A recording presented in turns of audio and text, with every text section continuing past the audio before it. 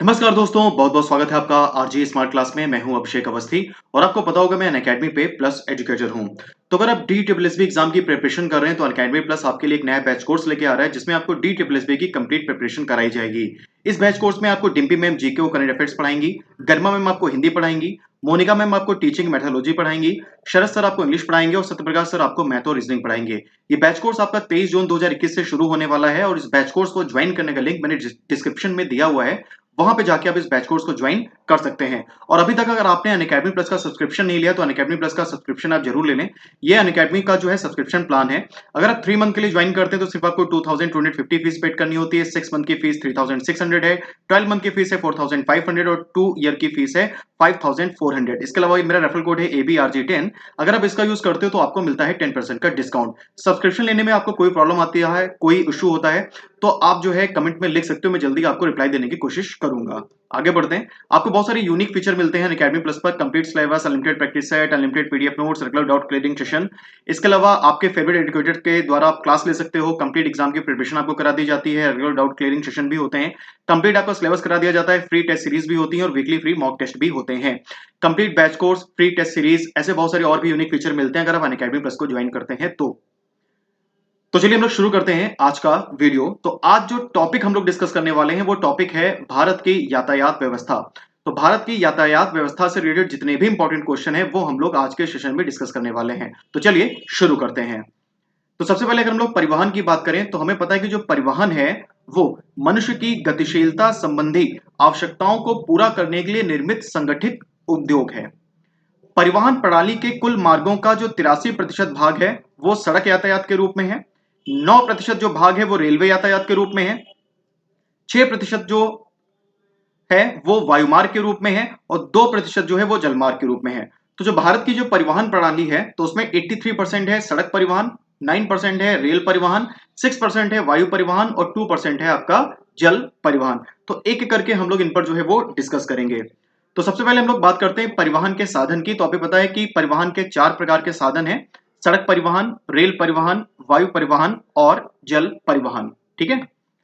अब अगर सड़क परिवहन की बात करें तो सड़क परिवहन में 4 तरह की सड़कें आती हैं। 4 प्रकार की जो सड़कें हैं वो आती हैं आपकी सड़क परिवहन के अंतर्गत। सबसे पहले है आपका राष्ट्रीय राजमार्ग। तो जो राष्ट्रीय राजमार्ग है ये राज्यों की राजधानियों को आपस में जोड़ते हैं। ध्यान रखेंगे, राज्यों की जो राजधानियां हैं उनको आपस में जोड़ने का जो कार्य है वो राष्ट्रीय राजमार्ग यानी कि नेशनल हाईवे करते हैं। उसके बाद में अगला जो है वो आता है राजकीय राजमार्ग। तो राजकीय जो राजमार्ग है ये राज्यों को, ठीक है, ये राज्यों को क्या करते हैं, राष्ट्रीय राजमार्ग से जोड़ते हैं। ये राज्यों को राष्ट्रीय राजमार्ग से जोड़ने का कार्य करते हैं। फिर उसके बाद में आती है जिला सड़कें। तो जो जिला सड़कें हैं ये एक राज्य के जो विभिन्न जिले हैं उनको आपस में जोड़ती हैं। जो जिला सड़कें हैं वो एक राज्य के जो विभिन्न जिले हैं उनको आपस में जोड़ने का कार्य करती हैं। और उसके बाद में आती हैं ग्राम सड़कें।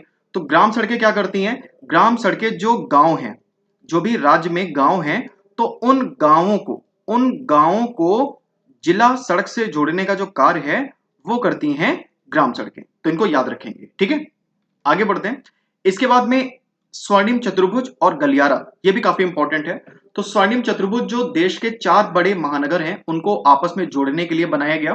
तो देश के जो 4 बड़े महानगर हैं जैसे कि आपको पता है कि नई दिल्ली, ठीक है,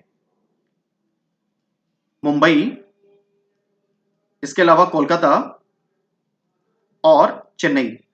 तो जो देश के 4 बड़े महानगर हैं नई दिल्ली, मुंबई, कोलकाता और चेन्नई, तो इनको जो आपस में जोड़ने का कार्य है वो करता है स्वर्णिम चतुर्भुज।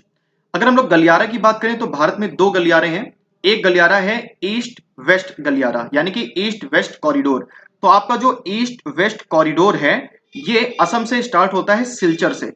ये कहां से स्टार्ट होता है, सिलचर से, और सिलचर जो है ये है असम में, और ये कनेक्ट करता है पोरबंदर को। पोरबंदर जो है ये कहां है, पोरबंदर जो है ये है गुजरात में। तो ये ईस्ट वेस्ट कॉरिडोर हो गया। और आपको पता है कि एक जो है वो है नॉर्थ साउथ कॉरिडोर। तो जो नॉर्थ साउथ कॉरिडोर है ये स्टार्ट होता है श्रीनगर से। ये कहां से स्टार्ट होता है, श्रीनगर से। श्रीनगर जो है आपको पता है कि जम्मू कश्मीर में है। कहां पर है, जम्मू कश्मीर में। ये जम्मू कश्मीर को कनेक्ट करता है कन्याकुमारी से। ये श्रीनगर को कनेक्ट करता है किससे, कन्याकुमारी से। और जो कन्याकुमारी है ये आपका स्थित है तमिलनाडु में। कन्याकुमारी जो है ये कहाँ स्थित है, याद रखेंगे ये स्थित है तमिलनाडु में, याद कर लीजिएगा। आगे बढ़ते हैं, कुछ और इंपॉर्टेंट फैक्ट हैं सड़क परिवहन से रिलेटेड, तो इनको भी आप लोग अच्छे से देख लीजिए। अगर आपसे पूछा जाए कि भारत का सबसे लंबा जो राष्ट्रीय राजमार्ग है वो कौन सा है, तो भारत का जो सबसे लंबा राष्ट्रीय राजमार्ग है वो है NH44, जो कि श्रीनगर से लेकर कन्याकुमारी तक है और इसकी लंबाई है 3745 किलोमीटर। इससे पहले NH7 भारत का सबसे लंबा नेशनल हाईवे हुआ करता था, जिसको अभी रिप्लेस कर दिया है NH44 ने, तो इसको याद कर लीजिएगा। अगला पॉइंट है कि भारत का जो सबसे लंबा सड़क पुल है वो है भूपेन हजारिका सेतु, जिसकी लंबाई है 9.15 किलोमीटर और ये असम में ब्रह्मपुत्र नदी पर स्थित है। इसका पुराना नाम जो है वो ढोला सदिया ब्रिज था और इससे पहले जो भारत का सबसे लंबा सड़क पुल था वो था महात्मा गांधी सेतु, जो कि बिहार में स्थित है, पटना में गंगा नदी पर, और उसकी लंबाई थी 5 किलोमीटर। भारत का अगर सबसे लंबा रेल सड़क पुल पूछें तो भारत का सबसे लंबा जो रेल सड़क पुल है वो है बोगीबील। इसकी लंबाई है 4.94 किलोमीटर और यह असम में ब्रह्मपुत्र नदी पर स्थित है। रेल सड़क पुल का मतलब हुआ कि इस पर ट्रेन भी चलती है और इसके ऊपर सड़क पुल भी बना हुआ है, ठीक है। तो ये डबल डेकर ब्रिज है, ध्यान रखेंगे, बोगीबील। NH1 और NH2 इसको सम्मिलित रूप से कहा जाता है जीटी रोड। जीटी रोड आपको पता होगा, ग्रैंड ट्रंक रोड, जिसका निर्माण शेरशाह सूरी ने करवाया था। तो ये NH2 और NH2 का सम्मिलित जो है रूप है। NH1 जो है, NH1 है आपका अमृतसर से नई दिल्ली तक। NH1 जो है ये कहां से लेके कहां तक है, आप याद रखोगे, अमृतसर से नई दिल्ली तक, ये है आपका NH1। और जो NH2 है सॉरी, ये है आपका नई दिल्ली से लेके कोलकाता तक। तो अगर हम लोग जीटी रोड की बात करें तो यानी कि जो जीटी रोड है ये अमृतसर को कोलकाता से कनेक्ट करती है, ध्यान रखेंगे। NH1 और NH2 को ही सम्मिलित रूप से जीटी रोड कहा जाता है। अगर भारत के सबसे छोटे राष्ट्रीय राजमार्ग की बात करें तो भारत का जो सबसे छोटा राष्ट्रीय राजमार्ग है वो है NH47A। ये केरल में स्थित है और इसकी लंबाई जो है वो है मात्र 6 किलोमीटर। केरल में आपको पता है कि एक झील है जिसका नाम है बेमनाथ झील, नौका दौड़ के लिए फेमस है बेमनाथ झील। तो बेमनाथ झील जो है उसी पर स्थित है ये भारत का सबसे छोटा राष्ट्रीय राजमार्ग। अगर भारत में सर्वाधिक पक्की सड़कों वाले राज्यों की बात करें तो भारत में जो सर्वाधिक पक्की सड़कों वाला राज्य है वो महाराष्ट्र है। भारत में सर्वाधिक कच्ची सड़कों वाला जो राज्य है वो ओडिशा है और भारत में जो सड़कों का सर्वाधिक घनत्व है वो केरल में है। तो ये भी काफी इंपॉर्टेंट फैक्ट है, इनको आप जरूर याद रखेंगे। भारत का सबसे ऊंचाई पर स्थित जो राष्ट्रीय राजमार्ग है वो है NH1A। ये लेह को मनाली से जोड़ता है। लेह जो है ये स्थित है आपका लद्दाख में और मनाली स्थित है हिमाचल प्रदेश में। तो सबसे ऊंचाई पर स्थित जो राष्ट्रीय राजमार्ग है, जो नेशनल हाईवे है, वो है NH1A। आगे बढ़ते हैं, अगर हम लोग रेल परिवहन की बात करें तो भारत की पहली रेलगाड़ी वर्ष 1853 में मुंबई और ठाणे के मध्य चलाई गई थी और ये चलाई गई थी लॉर्ड डलहौजी के समय। ये कब चलाई गई थी, लॉर्ड डलहौजी के समय। और मुंबई और ठाणे ये आपको दोनों पता है महाराष्ट्र में ही स्थित हैं, ठीक है। भारत के पहले रेल मंत्री कौन थे, तो भारत के पहले रेल मंत्री जो थे वो थे जॉन मथाई। और अगर प्रेजेंट टाइम में आपसे पूछा जाए कि भारत की सबसे तीव्र गति से चलने वाली रेलगाड़ी कौन सी है, तो भारत की जो सबसे तेज चलने वाली रेलगाड़ी है वो है वंदे भारत एक्सप्रेस, जो कि भारतीय रेलवे के द्वारा संचालित की जाती है। अभी वर्तमान में 2 वंदे भारत एक्सप्रेस चलाई जा रही हैं। जो पहली वंदे भारत एक्सप्रेस है वो चलाई गई थी नई दिल्ली से वाराणसी के बीच में, और जो आपकी दूसरी वंदे भारत एक्सप्रेस है वो चलाई गई है नई दिल्ली से कटरा के बीच में। कटरा वैष्णो देवी के पास में है, जम्मू कश्मीर में, याद रखेंगे। अगर भारत की सबसे तीव्र गति से चलने वाली पहली प्राइवेट ट्रेन की बात करें तो वो है तेजस एक्सप्रेस और ये चलाई जाती है नई दिल्ली और लखनऊ के बीच में। ये भारत की पहली प्राइवेट ट्रेन है जो सबसे तेज चलती है। भारत की सबसे लंबी दूरी तय करने वाली अगर रेलगाड़ी का नाम पूछा जाए तो भारत की जो सबसे लंबी दूरी तय करने वाली रेलगाड़ी है वो है विवेक एक्सप्रेस, जो कि डिब्रूगढ़ से कन्याकुमारी के मध्य 4286 किलोमीटर की दूरी तय करती है। डिब्रूगढ़ जो है ये आपका स्थित है असम में और कन्याकुमारी जो है ये आपका स्थित है तमिलनाडु में, तो इसको भी याद कर लेंगे। ये भारत की सबसे लंबी दूरी तय करने वाली रेलगाड़ी है। भारत की पहली मेट्रो रेल सेवा की बात करें तो भारत की पहली मेट्रो ट्रेन जो है ये कोलकाता में चलाई गई थी और भारतीय रेलवे में जो है वर्तमान समय में 18 जो है रेलवे जोन है। भारत की 17वीं रेलवे जोन की अगर बात करें तो भारत की 17वीं रेलवे जोन जो है वो है कोलकाता मेट्रो। भारत की 17वीं रेलवे जोन कौन है, कोलकाता मेट्रो। और भारत की जो 18वीं रेलवे जोन है वो है दक्षिण तटीय रेलवे, वो है दक्षिण तटीय रेलवे। तो इसको भी याद रखेंगे, पूछ सकते हैं एग्जाम में। विश्व का जो सबसे लंबा रेलवे प्लेटफॉर्म है वो है गोरखपुर, जिसकी लंबाई है 1.3 किलोमीटर और ये उत्तर प्रदेश में स्थित है, याद रखेंगे। ये विश्व का सबसे लंबा रेलवे प्लेटफॉर्म है। भारत का सबसे पुराना भाप का जो इंजन है वो है फेरी क्वीन, जो अभी भी कार्यरत है। दार्जिलिंग जो टॉय ट्रेन है जो वेस्ट बंगाल में चलती है, दार्जिलिंग वेस्ट बंगाल में है, तो उसमें ये अभी भी जो है यूज में लिया जाता है। तो ये भारत का सबसे पुराना भाप का इंजन है फेरिब्रिन। इसके अलावा ये विश्व का भी सबसे पुराना रेलवे इंजन है जो अभी भी अपनी सेवाएं जो है प्रदान कर रहा है। भारत का पहला जो ग्रीन रेल कॉरिडोर है वो है रामेश्वरम और मनमादुरै के बीच, तमिलनाडु में है ये। भारत का पहला ग्रीन रेल कॉरिडोर रामेश्वरम और मनमादुरै के बीच में स्थित है। बहुत इंपॉर्टेंट क्वेश्चन है ये। भारत में महिलाओं के द्वारा संचालित जो पहला रेलवे स्टेशन है वो है गांधीनगर, और ये गांधीनगर गुजरात की राजधानी नहीं है, ये जयपुर का एक उपनगरीय रेलवे स्टेशन है जो कि राजस्थान में स्थित है। तो इसको भी याद रखेंगे कि भारत में महिलाओं के द्वारा संचालित किया जाने वाला जो पहला रेलवे स्टेशन है वो है जयपुर में गांधीनगर, जो कि राजस्थान में है। और अगर पूछें कि उत्तर प्रदेश में महिलाओं के द्वारा संचालित किया जाने वाला पहला रेलवे स्टेशन कौन है, तो उत्तर प्रदेश में महिलाओं के द्वारा संचालित किया जाने वाला जो पहला रेलवे स्टेशन है वो है गोविंदपुर, और ये आपका स्थित है कानपुर में। ये कहां स्थित है? कानपुर में। ठीक है, ये कानपुर का एक उपनगरीय रेलवे स्टेशन है। वायु परिवहन की बात करते हैं तो भारत की जो पहली वायुयान सेवा है इसकी शुरुआत की गई थी वर्ष 1911 में इलाहाबाद और नैनी के मध्य में। उत्तर प्रदेश में है इलाहाबाद और नैनी, इलाहाबाद के पास में ही नैनी है। और डाक भेजी गई थी पहली बार जो वायु सेवा की शुरुआत की गई थी तो डाक भेजी गई थी। कुछ प्रमुख इंडिया के जो एयरपोर्ट है वो मैं आपको बता देता हूं। जैसे कि अगर आपसे पूछा जाए कि इंदिरा गांधी इंटरनेशनल एयरपोर्ट कहां स्थित है, तो आप याद रखोगे कि इंदिरा गांधी जो इंटरनेशनल एयरपोर्ट है ये आपका स्थित है नई दिल्ली में। ठीक है, नई दिल्ली में। अगर आपसे पूछा जाए कि छत्रपति शिवाजी महाराज इंटरनेशनल एयरपोर्ट कहां स्थित है, तो छत्रपति शिवाजी महाराज जो इंटरनेशनल एयरपोर्ट है ये आपका स्थित है मुंबई में।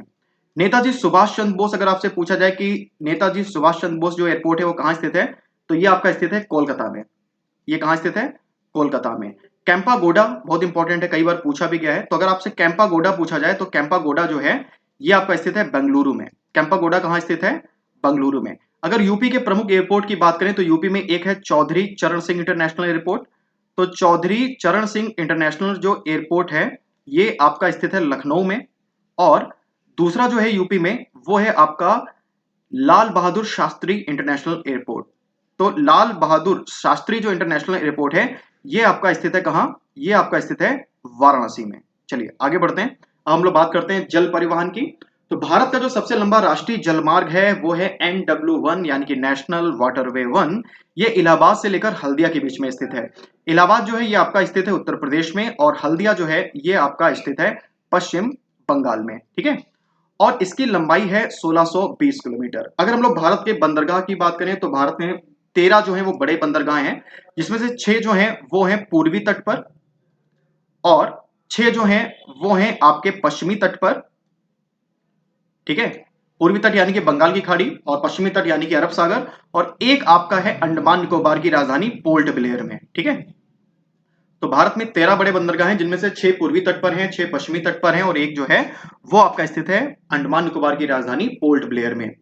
अगर पूछें कि भारत का सबसे बड़ा बंदरगाह कौन सा है, भारत का जो सबसे बड़ा बंदरगाह है वो है मुंबई। ठीक है, सबसे बड़ा बंदरगाह जो भारत का है वो कौन सा है, याद रखेंगे, वो है मुंबई। और अगर आपसे पूछा जाए कि सबसे बड़ा भारत का जो कृत्रिम बंदरगाह है वो कौन सा है, तो भारत का जो सबसे बड़ा कृत्रिम बंदरगाह है वो है नावा शेवा। नावा शेवा भी मुंबई को ही सर्व करता है, महाराष्ट्र में है।